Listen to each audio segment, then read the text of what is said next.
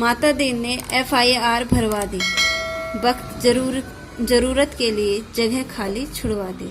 माता दीन ने कोतवाल को समझाया, यदि लोग शिकायत करने आए तब कहना, अब ऊपर से ऊपर हो रहा है।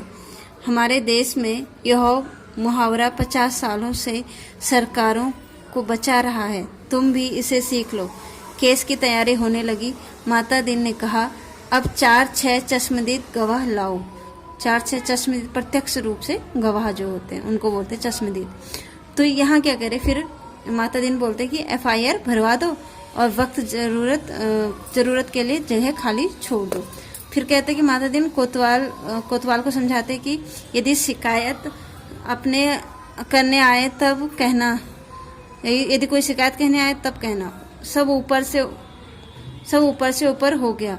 हमारे देश में जो है यह मुहावरा 50 सालों से सरकार को बचा रहा है और तुम भी क्या करो, इसे सीख लो। केस की तैयारी होने लगी। माता दीन ने कहा कि अब 4-6 चश्मदीद गवाह यानी प्रत्यक्ष रूप से गवाह को लाओ। कोतवाल ने कहा, जब किसी ने उसे मारते देखा ही नहीं तब चश्मदीद गवाह कहाँ से लाएगा। तो माता दीन ने सिर ठोक दिया।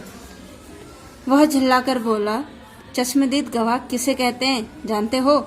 चश्मदीद वह नहीं जो देखे, वह है जो कहे कि मैंने देखा है।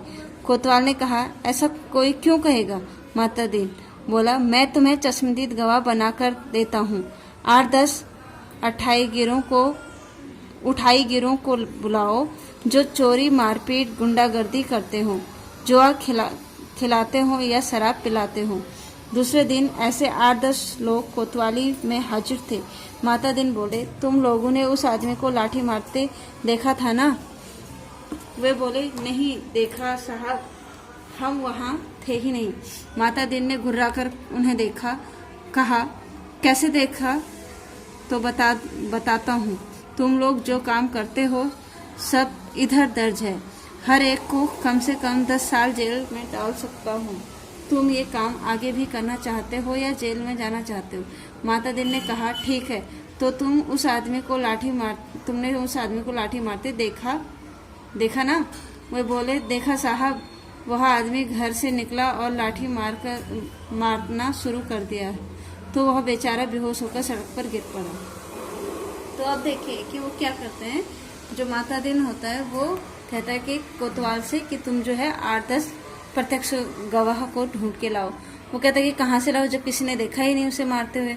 तो बोलता है कि तुम ऐसा करो कि 8-10 जो है उठाई गिरोह को लेके आओ, यानी गुंडागर्दी करने वाले लोगों को लाओ, मारपीट करने वाले लोगों को लेके आओ। मैं जो है अपने आप उन्हें गवाह बना दूंगा, प्रत्यक्ष गवाह। तो दूसरे दिन जो है 8-10 जो लोग होते हैं वो आते हैं। तो वो उनसे पूछता है कि तुमने इस आदमी को जो है लाठी मारते हुए देखा? वो कहते नहीं साहब, हमने तो नहीं देखा।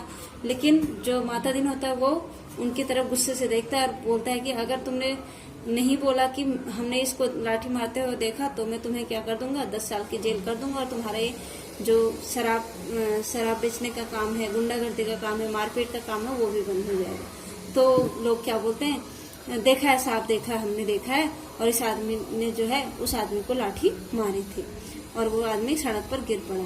माता दीन ने कहा, ठीक है, आगे भी ऐसी वारदातें देखोगे।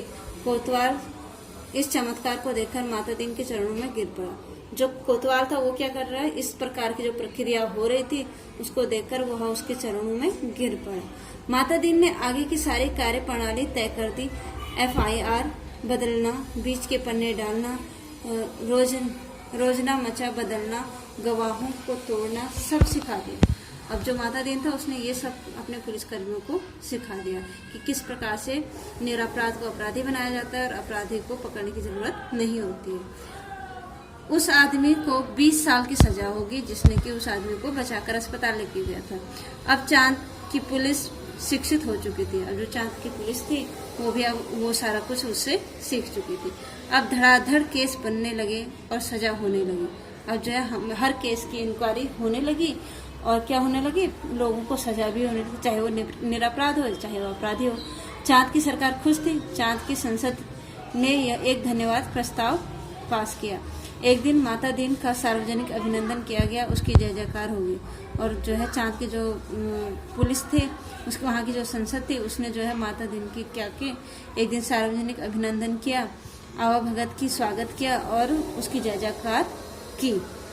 एक दिन चांद की संसद का विशेष अधिवेशन बुलाया गया। सदस्य गुस्से से चिल्ला रहे थे, कोई बीमार बाप का इलाज नहीं करवाता, कोई डूबते बच्चे को नहीं बचाता, आदमी जानवर से बदतर हो गया है, सरकार फौरन इस्तीफा दे।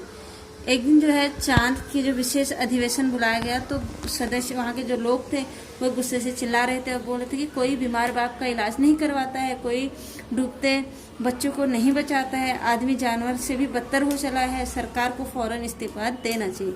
एक दिन प्रधानमंत्री ने माता दीन को बुलवाया। प्रधानमंत्री ने रुआसे होकर कहा, माता दीन जी, हम आपके और भारत सरकार के बहुत आभारी हैं। अब आप कल अपने देश वापस लौट जाएं। जब वहाँ के लोगों ने ये सब बातें की, तो जो वहाँ के जो प्रधानमंत्री थे उसने कहा, माता दीन को बुलाया और बोला कि हम जो है आपके बहुत ही आभारी हैं, आप ऐसा कीजिए, अपने भारत जो है वापस लौट जाइए। माता दीन ने कहा, मैं तो टर्म खत्म करके ही जाऊंगा। मैं तो जो है जब तक मेरा समय यहाँ का रहने का है तब तक मैं यहीं रहूंगा और मैं उस टाइम के खत्म होने पर ही जो है जाऊंगा। प्रधानमंत्री ने कहा, आप बाकी टर्म यानी कार्यालय, आप कार्यकाल जो होता है उसको बोलते हैं टर्म यानी समय, कार्यकाल, आप बाकी कार्यकाल जो है कार्यकाल का वेतन ले जाइए।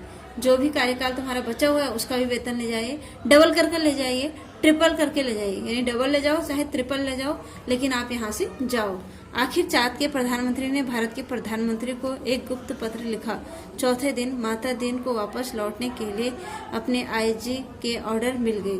तो फिर चांद के जो प्रधानमंत्री थे उन्होंने जो है भारत के प्रधानमंत्री को एक गुप्त रूप से यानी एक क्या लिखा, गुप्त पत्र लिखा और चौथे दिन ही जो है माता दीन को वापस भारत बुला लिया गया और बुलाने का ऑर्डर मिल गया। माता दीन ने एसपी साहब की बीवी के लिए एड़ी चमकाने का पत्थर यान में रखा और चांद से विदा हो गए।